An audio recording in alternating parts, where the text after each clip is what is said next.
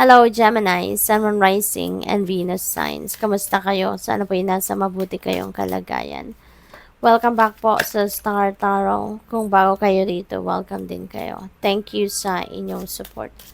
I truly appreciate it. God bless you all. Gemini, we have Knight of Wands. Ayan. So, may travel siguro ang iba sa inyo dito, Gemini. No? Merong pupuntahan ang iba sa inyo rito. Maybe this is long drive, no? Gemini. So, mag-iingat kayo, no? And good luck. We have Queen of Pentacles. Ayan. That could be related to, trabaho.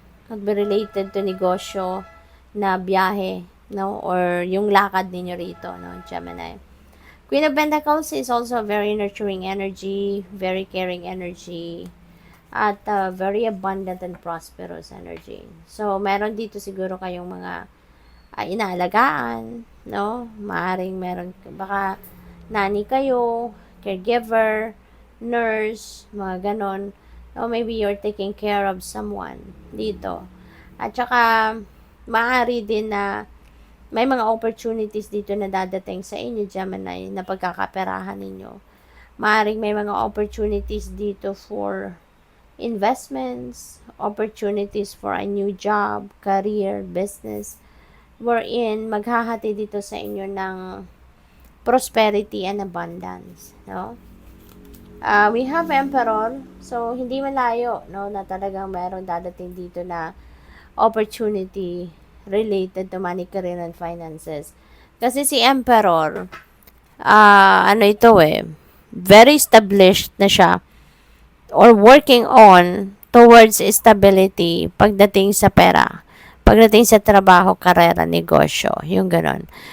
Si ano siya, yung iniisip niya is stability and security ng kanyang kaperahan, ng kanyang future, pangkaperahang aspeto. At saka, ang gusto niya maging maayos ang lahat, no? Pamilya, relationships, magkaroon ng finances na matatag, konkreto, yung ganon, no? Gusto niya na maging matagumpay pagdating sa kaperahang aspeto. Kaya magsisikap, magtsatsaga siguro ngayon kayo, Gemini. Ten of Wands, this is ending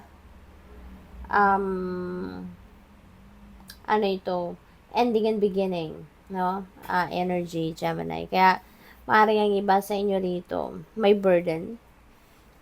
This could be emotional burden. This could be physical, no? Depende sa inyong sitwasyon. But whatever the case may be, ibababa nyo na to. Parang, nare-realize siguro ninyo na tama na. Enough na to. Hanggang dito na lang ito. Kasi maaaring nahihirapan na kayo, no? Maaaring nahihirapan na kayo na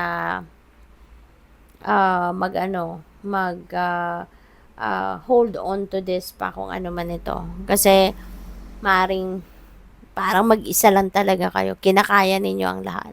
And you don't have to. Diba? You don't have to carry all the burden all by yourself, Gemini. Kahit anumang klaseng burden ito, there will always be some people that will be willing to help you. Kaya, i-consider ninyong humingi kayo ng tulong. I-consider ninyong humingi kayo ng support from other people. Okay? Para gumaan ang inyong pakiramdam. Ace of Pentacles, napakaganda. So, talagang siswertehin kayo ngayon pagdating sa pera. Kasi sa Ace of Pentacles, this is a new beginning energy in terms of money, no? In terms of kaperahan, finances. So, definitely, meron ditong paparating na opportunity pang kaperahan na siguro trabaho, ganon, karera, negosyo, na maghahatid sa inyo ng continuous inflow of abundance, no? Or baka meron ditong financial blessings. Meron dadating na pera talaga, cold cash. Panalo, no? Regalo, maaring ganon.